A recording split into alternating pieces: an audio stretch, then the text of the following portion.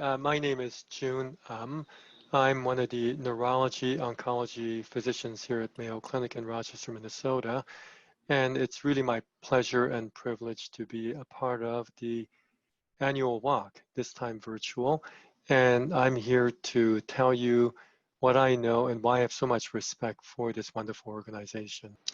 Well, I joined the Brains Together for a Cure really kind of accidentally. They started out at a grassroots level made up of patients, patients' family members, also one of our colleagues here at Mayo Clinic and another colleague, meeting really at the table side and kitchens of people's homes as a support group. And then it really evolved to a large support group once every month at the Hope Lodge here. And one day they asked if a physician could be there to help answer some questions. And since then, so long I'm in town, which is probably the last 10 years or so, we attend, and it's a great session to just go over all the recent advances in brain cancer therapy, but also the questions and the concerns and just the fears that patients and families share, and they learn from each other. And I'm there really just to bear witness to everyone's courage. And on top of that, of course, this organization has helped to raise funds and awareness about brain cancer research. I think to date, having funded over $1 million of brain tumor research here in the Rochester campus at Mayo Clinic. So it's a real privilege to be a part of this organization. I really serve at their pleasure. Perfect. A patient and their family are first confronted with a new diagnosis, something horrible, such as a brain tumor. I think the immediate appropriate reaction is going to be fear, fear of what is to come, fear of the future. And how do you channel that? Well, you have to gather information. The most important part of gathering any information is going to the right sources. I think it's just starting at a good, high quality set of doctors is key. And that can be at a local hospital or at a big university, academic medical center. But, medical professionals only constitute an important but a small part of the medical care. Then you're also going to need to know, well, how are other patients and families dealing with this? And this is when the support group comes very, very necessary and helpful to see that you're not alone in the fears that you have, whether you're the patient or the care provider, and that what you're going through, others are going through at the same time, or others have already gone through it. And you can actually learn from their prior experiences. And it can be really sobering and helpful to be part of, being at a good medical center with good physician teams, but also having that team of social network around you to help you through this. We have a photographer who takes hundreds of photos of the walk. And then when we look at those slides on a PowerPoint and just scroll through them, there's not a single photo that doesn't just give you goosebumps. Why? Because, it's called Walking Towards a Cure or the Brain Tumor Walk. Well, obviously some brain cancer patients, because of the neurologic disabilities, the word walk is now out of their vocabulary because they can't. And yet, when you go to these events, you have people who are in wheelchairs who will go around and insisting that they wheel themselves. You'll have people on crutches. They should be in a wheelchair, but they're stubborn and they still say, I'm going to take as many steps as I can. And when I see this level of courage and this level of stubborn determination in the face of so much adversity, it just makes me feel that any concerns that I have as a healthy person, the woes of my days, they're just so trivial. Because look at these individuals dealing with what they have to deal with. They're just exemplary human beings. I don't think they meant to become like that, but they have to rise to the occasion. And this is why I go to the walk every year, because to be a part of this, to bring awareness to brain cancer, to offer what I can, but it's also selfish. I come away from the events always being inspired and more energized that I can go back and do more. So yeah, that's why I do it. Wonderful. Research in any medical situation, medical disease is important. It's the pinnacle of medical care. I'm a clinician. My job is to take the research that's been done, the clinical trials that have been completed, and bring that new state-of-the-art therapies to the patient at the bedside. But then if I'm in the trenches with the patients and their families, well, who is working over there to bring out the new technologies, the new weapons against cancer? We need researchers. And I think that, one of the more famous quotes about research is that today's research is tomorrow's cures. And I can't emphasize that enough. I think we have a lot that we can offer brain cancer patients today, more today than we could 10 years ago.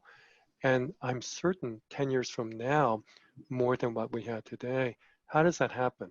By refusing to accept the status quo and just pushing the envelope stubbornly, steadfastly, and that only happens through new innovative research. An important message would be that you're not alone. I can't imagine, because I've never been through it, to be told you have this devastating diagnosis, or my wife has a devastating diagnosis, but I can only imagine.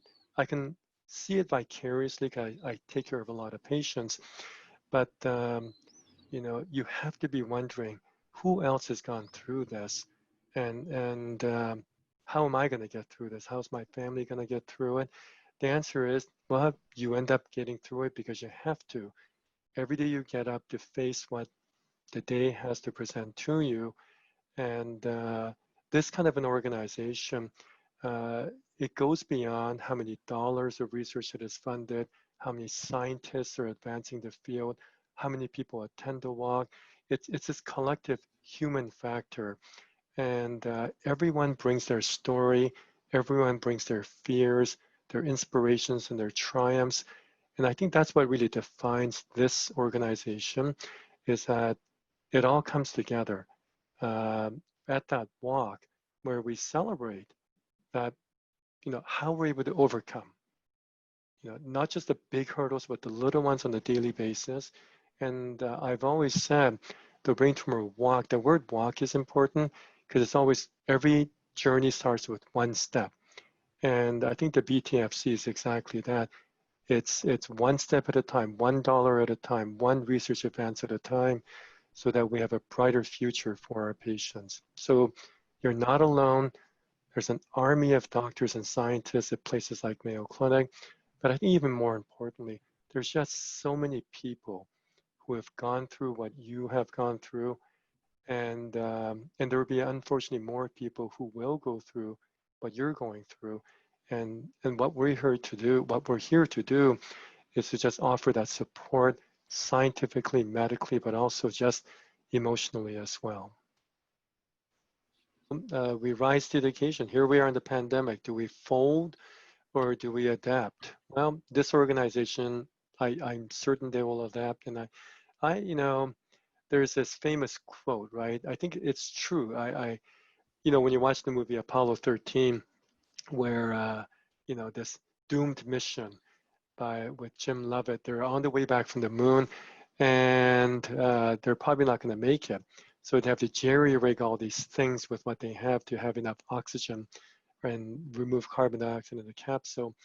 And there's a scene where the PR guy tells one of his assistants, you better alert the newspapers, this is going to be a catastrophe, and alert the White House as well. And the flight director was a famous guy played by this famous actor. He says, sir, I beg to differ. I believe this will be our finest hour. And so I remember thinking, well, that's kind of a corny but very inspirational like comeback. But the guy who was being portrayed in that movie, the flight director, yeah, he actually said that. He was on a National Geographic documentary. He said, did you really say that? Like, was that an accurate portrayal in the Tom Hanks movie? And it was. And I think this organization, or any good organization, is like that. you got this curveball thrown at us to the whole world. You either adapt or you perish emotionally, so to speak. And Yeah. so, yeah, so I'm not at all surprised that Sue, Shelley, and everyone have persevered and said, look, there's a way to get around this. So getting a professional like you involved is the key. Yeah. While everyone's out walking at the RCTC, we then have to get the food and the drinks ready for as the runners come back in. So I and the other organizers, we stay behind and we set all that up. But it's also convenient because like I don't want to sweat and get out there and like sweat it up. So a couple of times the patients have said to me, didn't you do the walk? So I think the third year I went into the bathroom and I slapped my face a little bit and put water all over myself. Yeah. And I come out and go, wow, Dr. Ron, did you like run in dress shirts? Yeah. Well, I want to be poor Sue and Shelley, they knew what I did. And they would just play along. Oh yeah, he's so dedicated. He's so one of us. The other year, what I did was they set up this big, huge finish line, and because they actually had a competition, this little timed walker and all that, or time runner competition for those who could run. So of course, everyone just started. There's no one near finishing. So I got the photographer, Sal, you got to come out with me. All right, you ready? And she took a whole bunch of sequential shots of me running across the finish line with my victorious hands up in the air. And I think that made it onto the website for a Yeah. while.